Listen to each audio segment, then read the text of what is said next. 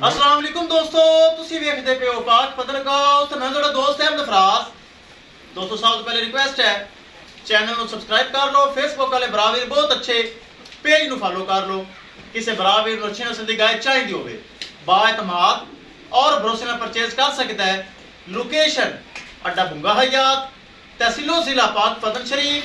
Mobile number है साडा 0300 पूरा 8754 743। व्हाट्सएप नंबर भी यही है जी, तो लोकल नंबर भी यही है। चोलस्तानी फ्रीज ने लगाई सी बरामद देखी होनी माशाल्लाह। साडा प्यारा सब्सक्राइबर बहुत अच्छा भाई फौजी साहब, भाई मोहम्मद अहमद फौजी साहब हैं, मोहतरम भाई हैं साडे। उन्हें माशाल्लाह परचेज कर ली। 3,60,000 रुपये डिमांड सी।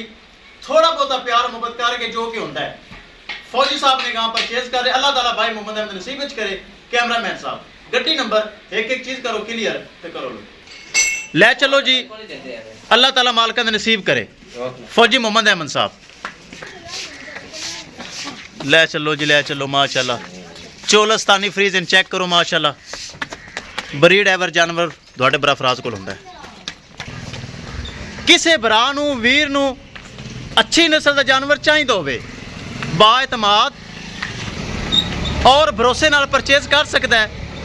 दोस्तों पाक पतन काउस से अच्छे अच्छे जानवर मयारी जानवर दस्तियाब होंगे हैं। वखाइए गड्डी नंबर एक चीज़ करिए क्लियर चेक करना है माशाल्लाह। बड़ा अच्छा जानवर मयारी जानवर सिरू माशाल्लाह मोनी आपस कर दे लोड अल्लाह दा नाम लैके लो जी। गड्डी लग चुकी। किसी मेरे भरा वीर नूं मजीद जानवर चाहिए होवे रब्ता करके परचेज कर सकता है। चढ़ा दो भाई चढ़ा दो इंशाल्लाह। दोस्तों मिलांगे एक नई वीडियो के नाल। अपने फराज दोस्त नूं दे इजाजत। अल्लाह ने के बान पराली परूली खुली पा दो।